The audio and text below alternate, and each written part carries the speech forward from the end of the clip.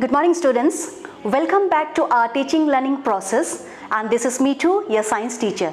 Students, today I am going to teach you from your class 8 standard textbook a lesson named Cell Structure and Functions. In Hindi, Koshika, Sangrachana evam Prakar. And students, in this lesson you will be learning a few things which you need not to worry. You just concentrate and listen properly to whatever I'll be teaching. And finally, I have a very small slide presentation for you, and in that slide presentation you can have a small snapshots, and maybe you can note down the points also. So just relax and focus in my teaching. Before going into the lesson, I would like to show you a small video clip. Please listen to it carefully and watch it very carefully. Students, as a building is made up of bricks, our body is made up of millions of cells. Students, cells are the fundamental, structural and functional unit of living organism. Cell was discovered by Robert Hooke in the year 1665. He took thin slices of cork, the part of the bark of a tree, and observed them under simple microscope. He saw some boxes or compartments in the cork slice. These boxes looked like a honeycomb. He also observed that one box was separated from the other.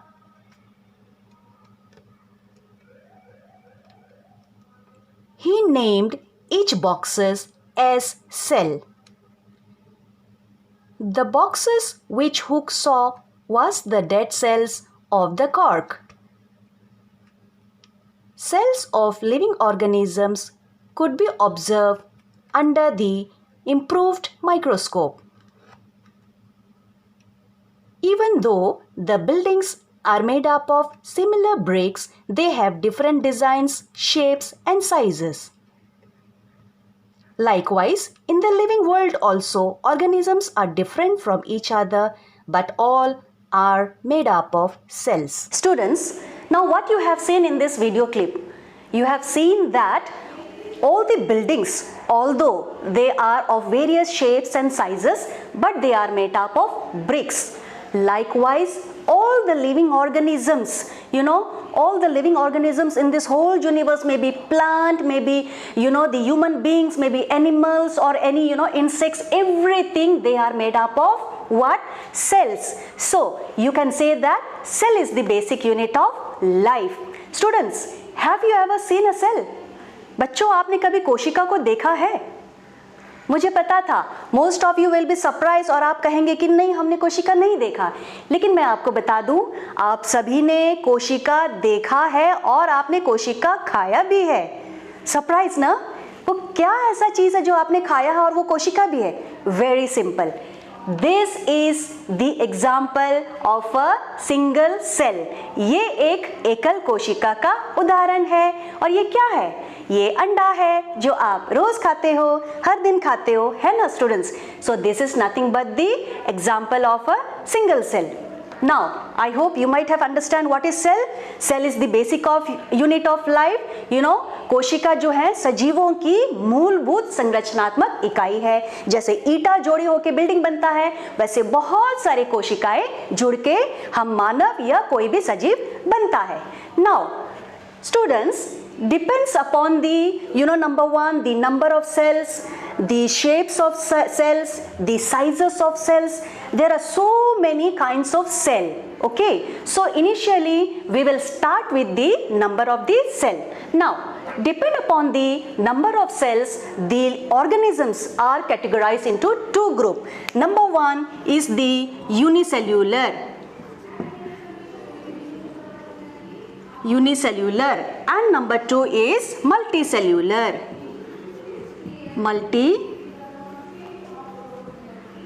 So this is, students, in Hindi एक कोशिकीय जीव and this is बहुकोशिकीय जीव. As the name indicates, unicellular organism means those organism which is made up of single cell only, यानी ऐसा सजीव जिसके शरीर में सिर्फ एक ही कोशिका होती है, उसे हम एक कोशिकीय जीव कहते हैं. For example, you know the amoeba, you know this is amoeba, shapeless amoeba, and you know the paramecium and the euglena. So these are the single cell organism. These are the single cell organism. Now let us move on to what is multicellular organism. As the name indicates, multi means those organism whose body is made up of more than one cell. यानी वो जीव जिसके शरीर एक से अधिक कोशिकाओं से मिलकर बना है. फॉर एग्जाम्पल, हम लोग भी multicellular organisms, we are the multicellular organisms. And let me tell you one thing in this point. Students, you know that the multicellular organisms like human beings, for example, we have millions of cells in our body, isn't it? But let me tell you that it is very amazing to know that we human beings whose body is made up of multicellular cells, we have started our life with a single cell, that is the fertilized egg of our parents. Let me just tell you, let me just explain you, like it is a bit tough for you to understand, but just try to understand. We human beings, we are made up of from the sperm cell of our father, and from the ovum or the egg cell of our mother, correct? Now when the sperm cell of our father and the egg cell of our mother fuses, when it fuses, the process called as fertilization takes place. Fertilization takes place where you can see these two cells, it fuse together to form a single fertilized cell. The fertilized egg. This is the fertilized egg. This has been fertilized due to the fusion of sperm cell from our father and the ovum cell or egg cell from our mother. They fuse together, they form the fertilization process and finally result into a single fertilized egg, that is known as the zygote. You will be studying these, students, in the next chapter called as reproduction. Okay, so this zygote is the fertilized egg. This is the example of single cell. So students, how wonderfully we are made, just try to understand and feel it that we, the multicellular organisms who has the millions of cells, we have started our life from a single cell, that is the fertilized egg or the zygote. Now let us move on. As we have seen, depending upon the the number of cells, the organisms are divided into two groups, that is the unicellular and the multicellular. One more thing I would like to mention here, students, see, the single cell having only one cell, the multicellular organism, they have numerous millions of cells. Let me tell you that the single cell organism, for example, as I have shown you, the amoeba, the paramecium, the euglena, they have only one cell in their body, but they can perform all the important functions of life, whatever we the multicellular organisms performs. For example, taking of food, the digestion, the excretion, the respiration, the reproduction, the growing up. So it's so wonderful to know that the single cell organism, they can do all these functions and survive whatever we are doing for survival. They are doing this with their only single cell, and we multicellular organisms, we do this with the help of various organs. Now what is organ? The similar kinds of cell, they form together to form a, this is the cells, they form together, they join together to form a tissues. Okay, and the tissues, they combine together, the similar tissues, they combine together and they form organs. Then all the organs, they join together and they form, they complete their thing and form the organ system. And this all organ system, finally they constitute a whole organism. Okay, so as I told you, the single cell, they does it with the help of only cell, and the multicellular, they does it with the help of the organ. Organ is nothing but, a group of cells, similar cell, they forms the tissues. Group of similar tissues, they form the organs. For example, our limbs, our stomach, our kidney, our lungs, those are the organs. So all the organs together, they form the organ system, completing a human body or maybe an individual, and finally an organism is formed. Then this is over with the depending upon the number of cells, the organisms are categorized. Now there are different shapes of cells in human body. Shapes of cells. So in your textbook, in your class 8 textbook, you can see they have given the 3 types of cells in your textbook, but in my slide presentation I will be showing you few more also. Okay, so in that they have shown for example, this is the blood cell, and they have also given you the muscle cell, students. This is the muscle cells. Okay, muscle cells. And one more important cell is there in our body, that is known as the nerve cell or the neuron. It is the longest cell in the human body, students. This is the longest cell. You will be studying about it in related to this in even class 10th also, in the chapter called control and coordination. So this is the nerve cell or the neuron cell. The nerve cell or the neuron cell, it is branch-like structure and it is the longest cell in the human body. And you know what, students, the function of this is to transfer or carry the impulse in our body, and finally it helps in the proper control and coordination between all the organs of the body. So it has a very important role. Now we have seen the shapes of cell, various shapes of cell. Now we'll talk about the sizes of cells. Students, see, cells, it started right from the microscopic thing, the very small which we can't see from our naked eye. We need a microscope to see it. So the example of the smallest cell, that is the bacterial cell. Bacterial cell, and it ranges right from 0.01 to 0.5 micrometer. This is the example of smallest cell. Clear? Then the largest cell, we'll talk about the largest cell, that it ranges from 170 to 130 micrometer. Students, you will be amazed, you will be surprised to know that already I have shown you this is a cell, isn't it? This is anda, this is egg. So आप just think, मुर्गी के अंडे इतना बराबर है, मुर्गी जैसे कोई एक जीव है जो मुर्गी जैसे और बहुत बड़ी होती है, जब वो इतनी बड़ी है तो उसके अंडे भी तो बहुत बड़े होंगे ना. So I am talking about, yes, ostrich. Ostrich egg, शतुरमुर्ग का अंडा is the biggest egg, biggest cell. ठीक है, so शतुरमुर्ग खुद इतनी बड़ी होती है तो definitely उसका अंडा भी इतना बड़ा होगा. So that is the example of the largest cell. Clear? The largest cell. So we have seen that एक छोटा microscopic, the छोटा bacterial cell, that is the smallest cell, and the example of the largest cell is the egg of an ostrich. Clear? Now, so we have seen the variations of cell depending upon their number, depending upon their shapes, and finally depend upon their sizes. Now we will go into the next important topic of this lesson, that is the important components or constituents of cell. If we observe under microscope, na students, we can see 3 important components of a cell which is very important and which is present almost in all the cell. So we'll talk about this.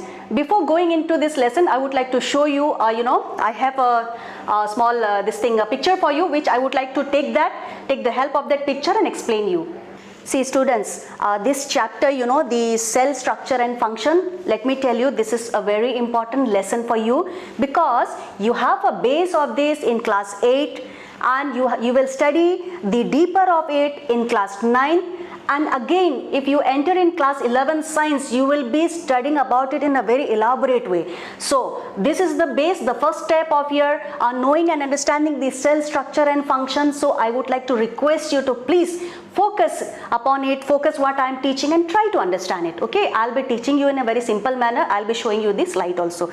So I was telling you that if we observe this cell under a microscope, three important components can be seen. That is the cell membrane, number 1, number 2 is the cytoplasm, and number 3 is the nucleus. Okay, now see, I have this chart for you. You know, I have prepared this. It is just a, you know, a diagram for you to understand. You can see so many components, but in this class you need to study only about the 3 components. So I mean, no need to panic what, you know, are these things. So if you want, you can have a, you know, you can sketch, you can draw this thing also. I'll be holding it until the last of the class. So first we'll be talking about the cell membrane. Students, look here.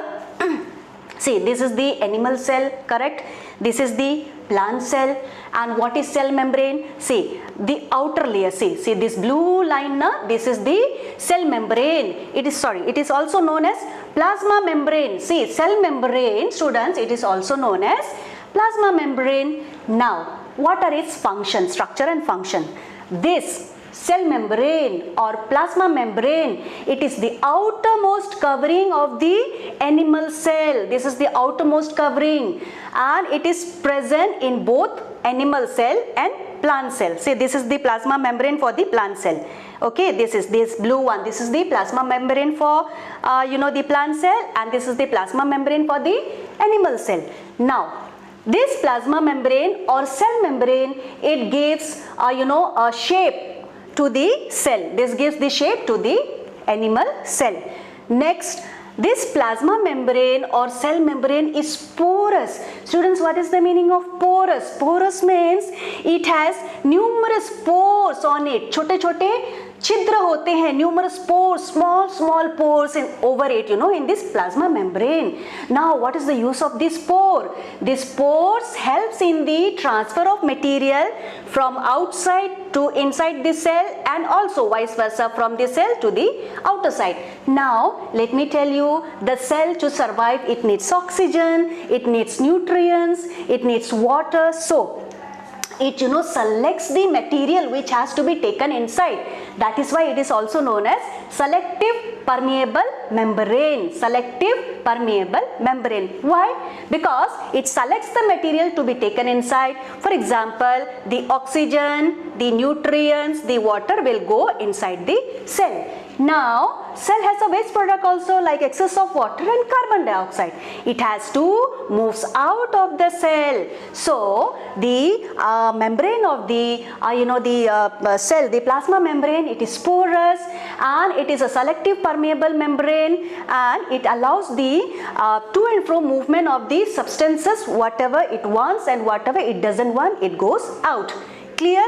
That is about the plasma membrane or the cell membrane. Now, we will go to the next thing. See, look students, I told you this is the outermost covering of the animal cell only. Okay, and this is also present in plant cell also. See, so let me go to the next thing, that is the cell wall. See, this is the cell wall. Okay.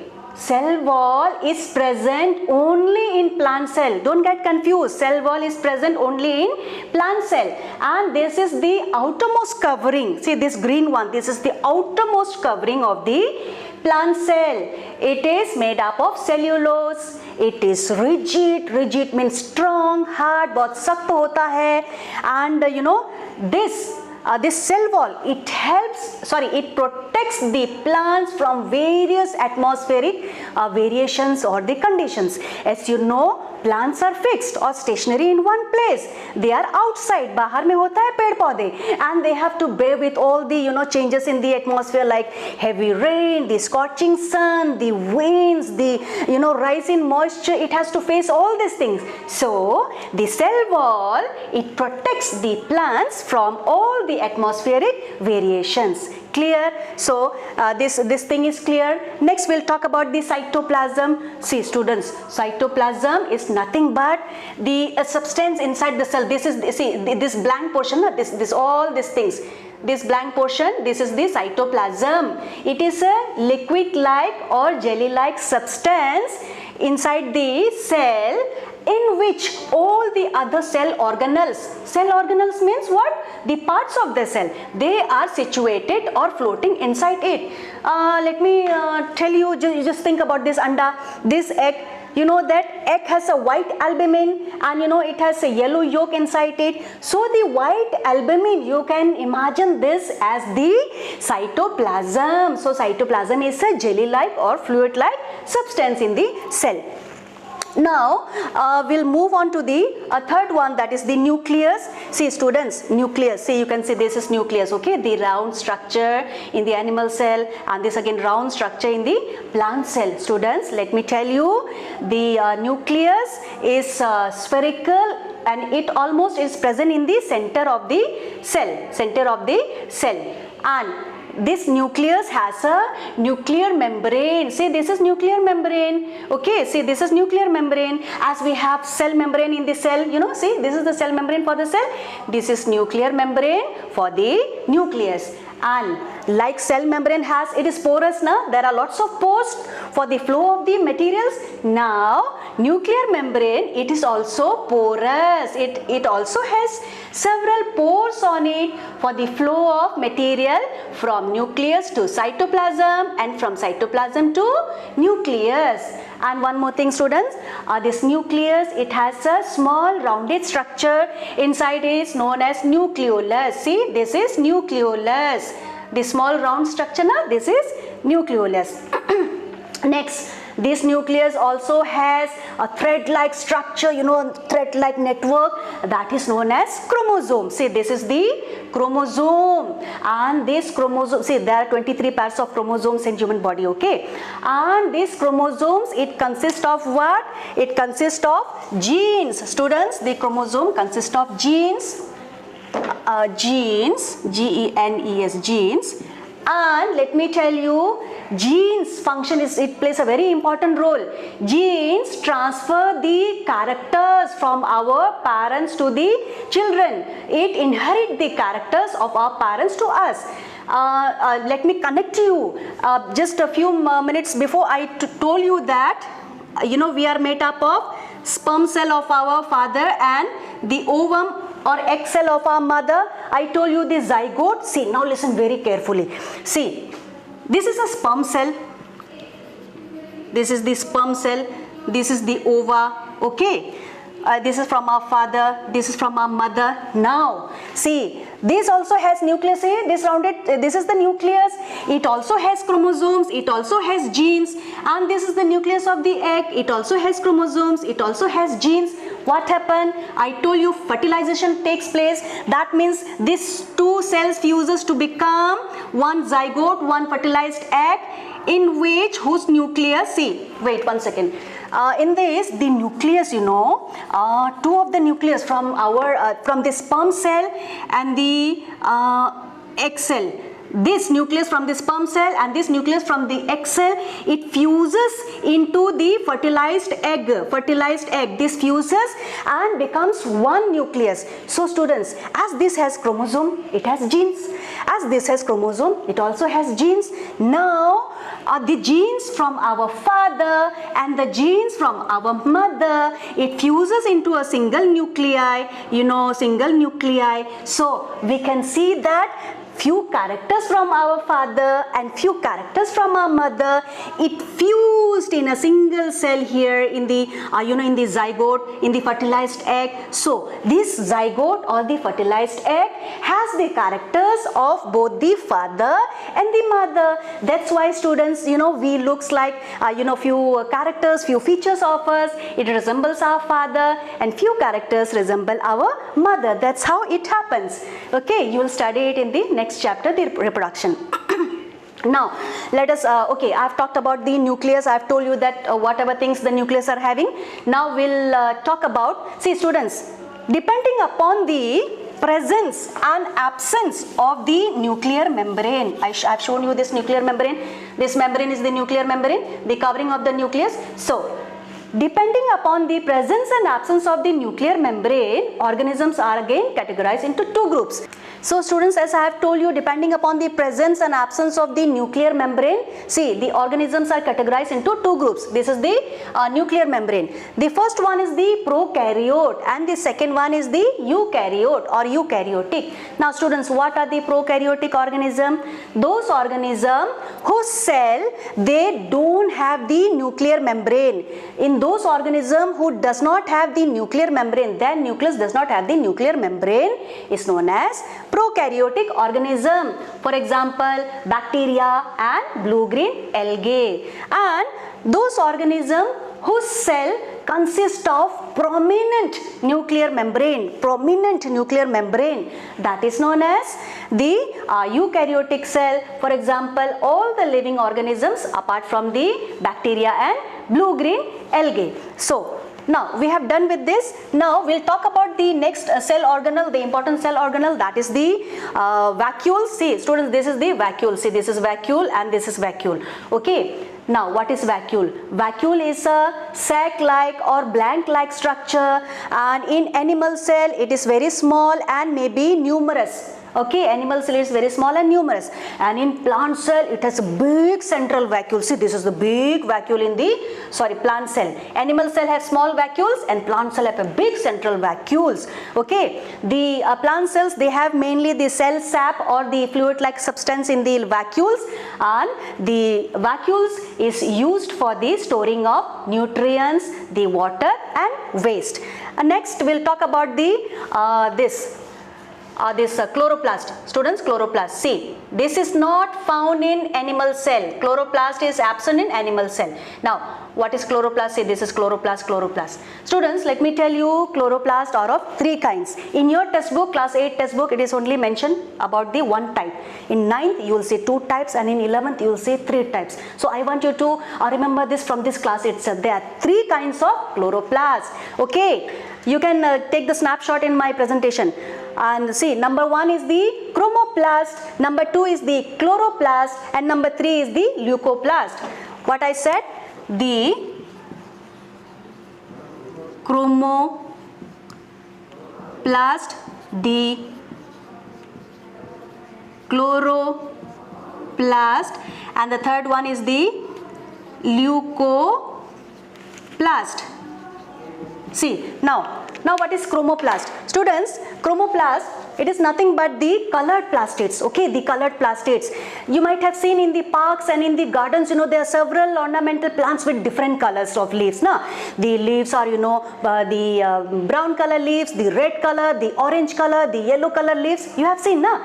So, the colors, various colors of those leaves are just because of the presence of chromoplast. And second one is the chloroplast. Students, chloroplast is a green plastids. You know, it has a chlorophyll pigment. It has what? Chlorophyll pigment. CH, chlorophyll pigment. Now, you might be knowing about this. This chlorophyll pigment, it traps the sunlight and it helps in the process of photosynthesis. And you all know what is photosynthesis? It is nothing but the preparation of food by the plants. The process of preparation of food by the plants is known as photosynthesis. So, chlorophyll, it traps the sunlight and helps in the process of photosynthesis. And it gives a green color to the plants also. Okay. Last is the leucoplast. These leucoplasts are the colorless or the white plastids, and it is used for storing of nutrients. Okay, so this is all about the chloroplast, and I told you the plastids is present only in a plant cell. Now we'll just have a quick differentiation between the plant cell and the animal cell. I'll discuss about the 3 points. See students, in a plant cell, I'm talking about the plant cell. Plant cell has cell wall. Plant cell has cell wall. Animal cell does not have cell wall. Absent. Cell wall is absent in animal cell. Next, the chloroplast or the plastids is present in plant cell only. It is absent in animal cell. Next, finally, the vacuoles of the animal cell is small and they be numerous in numbers, but the vacuoles of the plant cell is very big and it may be present single or very few in number. So, this is all about the important cell organelles of the cell, and I hope you might have understand it. Now let us have a look on the slide presentation of all this topic whatever we have studied. Students, before winding up this session, let us have a look on what we have studied. You can take a snapshot of these slides. I have prepared a small slide for you. You can take a snapshot so that you can note down in your notebook. So we have talked about the cell structure and functions, also the important constituents of the cell. This slide shows the difference between building and living organism. As we have seen that all the buildings are made up of bricks, several bricks join together forming a rooms, and several rooms form a building. Next, the living organism. As we know that all the living organisms are formed by cells. Cells together forms a group of tissues. Several tissues form organs and organs form organ system, thereby forming an organism or the individual. Students, you can see in this slide, these are the various cells present in human body. Number 1, the blood cell. Number 2, the skin cell, that is the columnar epithelial cells. Then the ovum cell, the muscle cell, the bone cell, the nerve cell. Students, nerve cell is the single cell present in the body whose structure is in branch form. It is the only branch-like structure cell. Next is the sperm cell. Students, let me tell you, the ovum and the sperm cell are the gametes found in female and male. Students, this is the cell membrane. It is also known as the plasma membrane. It is the outermost layer of animal cell. It gives shape to the cell. It is porous, which means it has several pores on it. It is a selective permeable membrane, which means that it selects the material to be taken inside, for example, oxygen, water, nutrients, and also the substances which has to move out, for example, carbon dioxide. It is present in both plant and animal cells. Students, you can see this is the figure of human chick cells. It is present in your textbook. See, these cells, they shows the cell membrane. There are 5 cells with individual cell membrane. You can see it shows the cell membrane. Students, then this is the cell wall. It is the outermost layer of plant cell. It is present only in plant cell. It is made up of cellulose.